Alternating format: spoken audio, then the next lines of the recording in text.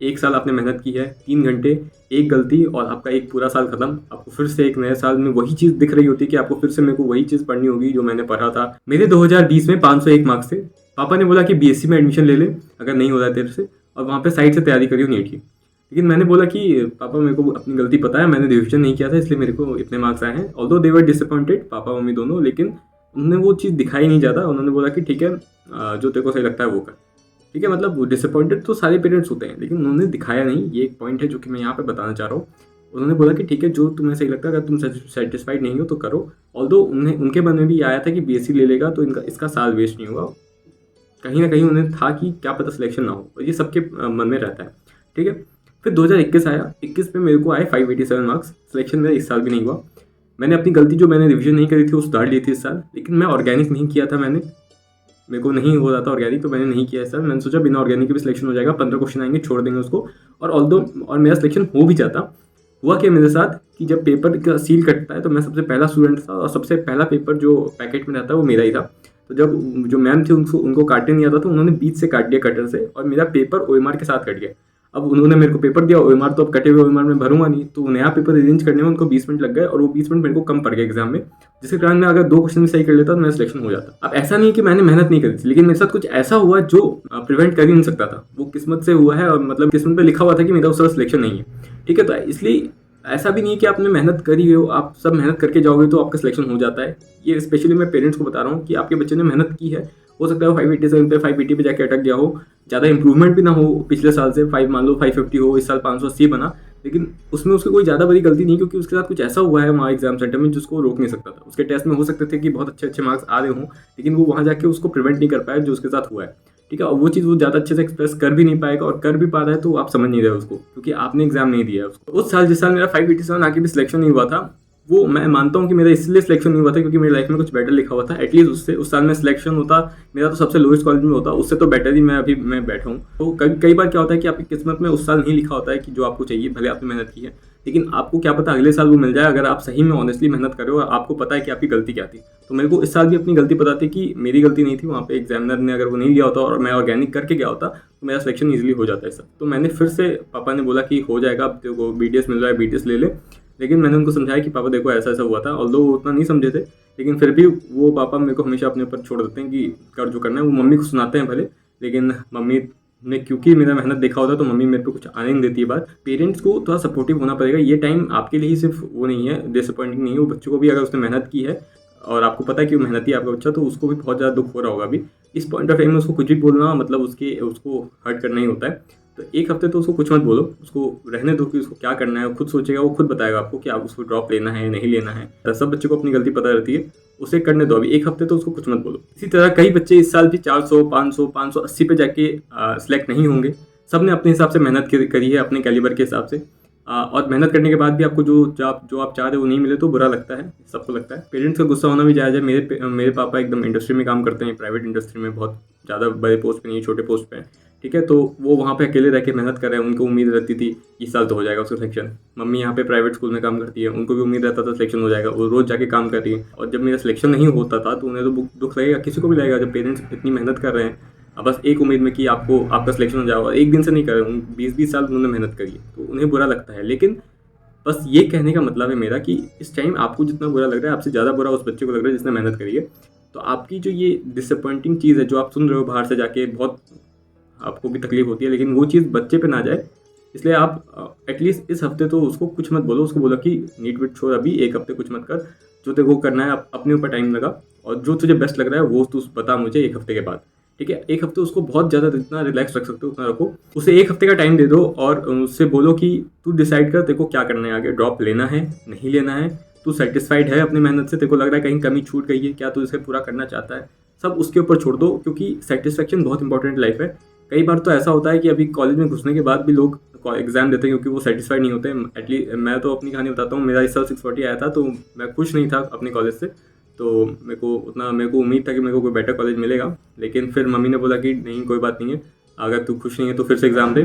तो just because कि मैं खुश नहीं था। तो यही पॉइंट है, पेरेंट्स को मतलब बच्चे जब तक सेटिस्फाइड नहीं हो उनको ये देना चाहिए मौका, क्योंकि वो ये चीज़ उनके साथ लाइफ लॉन्ग जाएगी। आप तो उसको कॉलेज में घुसा दोगे या फिर उसको बोलोगे कि तू बीटीएस ले ले, ये ले ले, लेकिन अगर उसके मन में कहीं भी रह गया ये कि एमबीबीएस कर सकता था, मैं एग्ज़ाम दे सकता था उस पॉइंट ऑफ टाइम में, तो वो वापस तो आके दे नहीं पाएगा, तो ये उसको हमेशा रिग्रेटफुल ये फीलिंग जो है उसके मन में रहेगी। तो इसलिए सेटिस्फेक्शन बहुत इंपॉर्टेंट है, उसको 1 हफ्ते का टाइम दो और डिसाइड करने दो उसको क्या करना है आगे। मैं जानता हूँ कि एज ए पेरेंट आप उसको ड्रॉप लेने नहीं देना चाहते हो, या फिर आप उसको बोलते हो कि किसी कॉलेज में एडमिशन ले लो ताकि उसका साल वेस्ट ना हो। और ये भी है कि उसकी कोई गारंटी नहीं है कि वो इस साल मेहनत करेगा और वो सिलेक्ट हो भी जाएगा। कुछ ऐसा हो जाए, मान लो एंड में आप बीमार पड़ गए, कुछ भी ऐसा हो सकता है जिसके कारण आप सिलेक्ट ना हो, आप ब्लैंक हो गए एग्जाम के टाइम में, आप नर्वस हो गए, प्रेशर हो गया, कुछ इन्विजिलेटर ने कुछ ऐसा कर दिया जिसके कारण आपका टाइम चला गया, कुछ भी ऐसा हो सकता है जिसके कारण सिलेक्शन ना हो। लेकिन एटलीस्ट ये रहेगा कि आपने पूरी मेहनत करके आपको हार मिली है, तो वो ज़्यादा बेटर है। फिर आपको पता रहेगा कि आपने अपना बेस्ट दे दिया था, ये एग्जाम मेरे लिए नहीं है, मैं इससे कुछ बेटर डिजर्व करता हूँ अपने लाइफ में, तो मैं आगे बढ़ जाऊँगा। लेकिन ये सोचिए कि किसी ने रोक दिया कि नहीं तू ये नहीं करेगा, और आपके उसके मन में ये पॉइंट रहेगा कि नहीं मैं कर सकता था, मेरे को उसने रोक दिया। उससे बेटर है कि आप लड़ के हार जाओ और उसके बाद कुछ और डिसाइड करो। तो एटलीस्ट एक बेस्ट अटेम्प्ट अगर कहीं भी बचा हुआ है आपके पॉइंट में कि मैं ये कर सकता हूँ, तो वो उसे देने दो, वो उसको सोचने दो, अपने खुद डिसाइड करने दो, उसमें कोई इंटरफेरेंस नहीं होनी चाहिए मेरे पॉइंट ऑफ व्यू से। ठीक है, बाकी आप तो अपने पेरेंट्स हो, अपने बच्चे के लिए अच्छा ही सोचोगे। बहुत बार क्या होता है, पेरेंट्स कहते हैं कि तुम एडमिशन ले लो उसमें, लेकिन तैयारी नीट की करना। देखो वो जितना आसान है कहना, उतना हो नहीं पाता है। आप किसी भी कोर्स में एडमिशन लोगे वहाँ पे आपको जाके पढ़ना होगा। अगर आप दोनों चीज़ को मैनेज करना इतना आसान नहीं होता है, खासकर जब आप 575 80 पे अटके हो या 500 पे अटके हो, वहाँ से आपको एक अच्छा जंप चाहिए होता है आपके सिलेक्शन के लिए। तो वो जंप 100 मार्क्स का दिखता है लेकिन उतना आसान होता नहीं है, तो आपको डेडिकेट एक मेहनत चाहिए होती है उसके लिए, और वो किसी और कोर्स के साथ वो करना पॉसिबल नहीं हो पाता है। तो अगर आप कॉन्फिडेंट हो कि आप कर लोगे, ये जंप पॉसिबल है करना आपके लिए, अगर आप एडमिशन नहीं लेते हो, तो वो ज़्यादा बेटर रहेगा कि आप बिना किसी कोर्स में एडमिशन लिए आप सीधे नीट की तैयारी करो। ये चीज़ पेरेंट्स को समझनी चाहिए कि अगर वो कॉन्फिडेंट है आपका बच्चा कि कह रहा है कि नहीं मैं कर लूँगा, तो उसको दो, बिना किसी कोर्स में इन्वॉल्व कराए उसे ये टाइम दो। क्योंकि फिर वो किसी भी कोर्स में जाएगा तो कई बार क्या होता है, बच्चे सेटल कर जाते हैं कि नहीं चलो छोड़ो, नहीं हो पा रहा है दोनों चीज़ एक साथ, तो वो उसी कोर्स में सेटल कर जाएंगे। और फिर जो उनका एक पॉइंट रहता है कहीं भी कि एमबीबीएस कर लेता मैं, बाद में उनको फिर ये जाके रिग्रेट होगा। इन शॉर्ट, पेरेंट्स इस टाइम पे बहुत बड़ा रोल प्ले करते हैं, वो एक बैरियर बन जाते हैं इस पॉइंट ऑफ टाइम में अपने बच्चे और अपने जो बाहर की दुनिया है उसके बीच में। बाहर की दुनिया बहुत बोलती है कि क्या हुआ, सेल्फ सिलेक्शन नहीं हुआ, आपको उचित सुनना है, आपको गुस्सा आएगा, डिसअपॉइंटमेंट होगा, लेकिन उसको एब्जॉर्ब कर लेना है आपको, उसको आगे यहाँ तक नहीं पहुँचने देना है, क्योंकि वो पहले से अभी बहुत ज़्यादा डिमोटिवेटिंग फेज में है। उसको ये नहीं फील होना चाहिए कि वो फेलियर है, ठीक है, क्योंकि कोई फेलियर नहीं होता, बस है कि या तो वो गलत स्ट्रीम में होता है या उसे पता नहीं होता है कि उसको मेहनत कैसे करनी है। ठीक है, अगर उससे ये पता चल गया कि उसकी गलती क्या है और वो ये जान रहा है कि उसको कैसे सुधारना है, अगर ये 2 पॉइंट उसे पता है तो ड्रॉप लेना I don't think is a bad option. ठीक है, लेकिन अगर उसे ये नहीं पता है तो वो क्लियर है कि उसे नहीं करना है नीट, तो उसे नहीं करने दो। कई बार ऐसा भी होता है कि बच्चे नहीं चाह रहे होते हैं ड्रॉप लेना, उसे ड्रॉप दिलवाया जा रहा है। कई बार होता है कि बच्चे ड्रॉप लेना चाहते हैं लेकिन उसे लेने नहीं दिया जा रहा है। अलग अलग रीजन्स हो सकते हैं, फाइनेंशियल कंडीशन हो सकता है, साल बहुत ज़्यादा वेस्ट हो चुका है, हो सकता है, बहुत कुछ हो सकता है। लेकिन अगर बच्चा सेटिस्फाइड नहीं हुआ है तो उसे एक मौका देना चाहिए उसे। इस पॉइंट ऑफ टाइम में 1 हफ्ते उसको अपलिफ्ट करी, क्योंकि अभी सब तरफ यही चल रहा होगा, cut off, selection, government medical college, और ये देख के उसको याद आएगा बार बार कि मेरा सिलेक्शन नहीं हुआ है, मेरा सिलेक्शन नहीं हुआ है। और उसे 1 हफ्ते का टाइम देके डिसाइड करने दो कि उसको क्या करना है आगे, उसको ड्रॉप लेना है, नहीं लेना है, उसको आगे किसी कोर्स में एडमिशन लेके तैयारी करनी है, नहीं करनी चाहिए, करनी है, वो सब वो जानता है अच्छे से। आजकल सारी वीडियोस अवेलेबल हैं, वो खुद के लिए जानता है वो क्या क्या कर सकता है, उसको अपनी कैलिबर पता होना चाहिए। अगर वो क्लियर है अपने थॉट को लेकर तो उससे वो जो बोल रहा है उसे करना। तो नहीं क्लियर है तब आप एज ए पेरेंट्स उसको बताओ कि क्या उसके लिए बेस्ट हो सकता है। और 1 हफ्ते बाद वो जो भी चीज़ आपके पास लेके आता है, अगर वो जेन्युइन कह रहा है, उसके पास जेन्युइन रीज़न है कि मैंने ये गलती की थी, मैं इसको ऐसे सुधारने वाला हूँ, वो अगर क्लियर है एक चीज़ को लेके, तो उसको मौका दो। और अगर वो नहीं बता पा रहा है कि मेरी क्या दिक्कत थी, मैं क्यों सेलेक्ट नहीं हो पाया, तो इसका मतलब उसको नहीं पता है उसका सिलेक्शन क्यों नहीं हुआ है, शायद उसके लिए स्ट्रीम नहीं है। उस समय आप अपना एक पेरेंट्स का रोल प्ले करो, आप बताओ उसके लिए क्या कोर्स अच्छा हो सकता है, क्या बेटर ऑप्शन हो सकते हैं उसके पास, उसको ऑप्शन दो। ये नहीं होना चाहिए फील उसे कि नीट ही द लास्ट ऑप्शन है उसके पास, नीट बस एक एग्जाम था डॉक्टर बनने के लिए, सब तो डॉक्टर नहीं बनेंगे, कईयों के पास उससे ज़्यादा बेटर टैलेंट होता है, बस वो उसको डिस्कवर नहीं कर पा रहा है, तो वो उसको डिस्कवर करके उस लाइन में जाए आगे, तो ज़्यादा बेटर रहेगा इंस्टेड कि यहाँ पे साल वेस्ट करे। तो अगर किसी को लग रहा है कि मैं डॉक्टर बनने के लिए हूँ, तो अपना साल प्लीज़ एक ड्रॉप और ले, और लग रहा है कि नहीं है मैं इस चीज़ को लेके, तो उसको क्लियर अपने पेरेंट्स को बता दें। उन्हें इस भ्रम में मत रखो कि पेरेंट्स को लग रहा है कि मेरा बच्चा तैयारी कर रहा है और वो बस यहाँ टाइम वेस्ट कर रहा है। ठीक है, तो ये दोनों चीज़ क्लियर आपको जाके बोल देना है पेरेंट्स को, और पेरेंट्स को भी ये बात समझनी चाहिए। मेरे को ये वीडियो बनाना पड़ा क्योंकि मेरे पास इतने मैसेज कल आ रहे थे कि भैया पूरा मेहनत किया था हमने, नहीं होता है सिलेक्शन, इतने मार्क्स से रह गए, मार्क्स नहीं आया, वहाँ जाके नर्वस हो गए, बहुत सारे रीजन से। सब यही कहते कि पेरेंट्स नहीं मानेंगे सिलेक्शन के लिए, पेरेंट्स को क्या मुंह दिखाएंगे, ठीक है, रिश्तेदार क्या बोलेंगे। तो देखो, सबसे पहले रिश्तेदार की तो कोई बात सुननी नहीं है।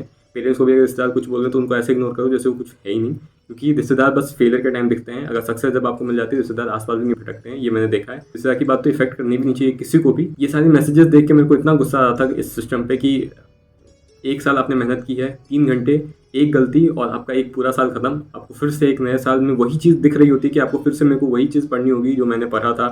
मेरे बायो में 350 आए हुए हैं, लेकिन मेरे को बायो में फिर से पूरा पढ़ना होगा ताकि मैं फिर अगले साल अटैम्प्ट दे पाऊँ, क्योंकि मेरा एक सब्जेक्ट कोई वीक था। तो इतना बेकार सिस्टम है ये। आप अभी तक 2 अटैम्प्ट नहीं करवा पा रहे हो कि बच्चे एटलीस्ट एक साल में 2 अटैम्प्ट दे पाएँ, ताकि अगर उनको छोटी सी गलती रह गई, वो नर्वस ही हो गए, उनको सब आता था, वो नर्वस हो गए। तो इसमें आप वो क्या कर सकते हो, उसको एक साल उसके लिए इंतजार करना होगा कि वो फिर से उसी चीज़ को पढ़े जो उसको पहले से आता है और फिर से एक अच्छा अटैम्प्ट दे। इससे अच्छा वो 2-3 अटैम्प्ट जैसे आप जेईई में ले रहे हो, वो अटैम्प्ट यहाँ भी मिलना चाहिए बच्चों को।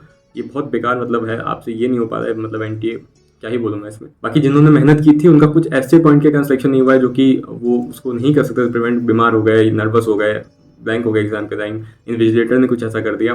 तो वो सोचो कि उनके लिए ये साल नहीं था, उनसे या तो उससे कुछ बेटर आपके लिए रखा हुआ है या भगवान ने कुछ और डिसाइड किया हुआ है आपके लिए, ठीक है। तो ये सोच के पॉजिटिव रहो, 1-2 हफ्ते अभी कुछ मत पढ़ो, ठीक है। और पेरेंट्स अगर आपके नहीं मान रहे, उनको ट्राई करो ये वीडियो दिखा दे, अगर वो उससे मान जाते हैं तो बहुत सही, ठीक है। बाकी है तो आपके पेरेंट्स ही, आज नहीं तो कल मान जाएंगे। मेहनत अगर दिखती है उनको तो वो कभी भी आपसे डिसअपॉइंट नहीं रहेंगे, ठीक है। जैसा कि मेरे केस में था, मम्मी ने देखा हुआ था मेहनत, तो कभी डिसअपॉइंट नहीं होती थी मेरे से। बाकी ये तो बिल्कुल मत सोचना कि तुम फेलर हो, क्योंकि एक ही एग्जाम से आप सबका कैलिबर डिसाइड नहीं कर सकते, सबके पास अलग अलग कैपेबिलिटी है। एक ही पेपर से तुम सबको नहीं डिसाइड कर सकते कि अगर तुम सबने ये चीज़ नहीं कर पाई तो तुम सब बेवकूफ़ हो सकता है वो चीज़ किसी के लिए बनी है, कोई दूसरी चीज़ के लिए बना है। तो सेम पेपर सबका कैलिबर डिसाइड नहीं कर सकता है कि वो ज़िंदगी में क्या करने वाला है, ठीक है। तो ये सोच के पॉजिटिव रहो अभी, और एक हफ्ते एकदम शांत रहो, कुछ भी देखने की जरूरत नहीं है यूट्यूब पे, मेरी वीडियोस मत देखो, बस अलग हो जाओ अभी 1-2 हफ्ते, अपने आप को टाइम दो और सोचो कि क्या करना है लाइफ में। तो होप की वीडियो पसंद आई होगी, ये आपको हेल्प किया होगा, ठीक है। चलो बाय बाय।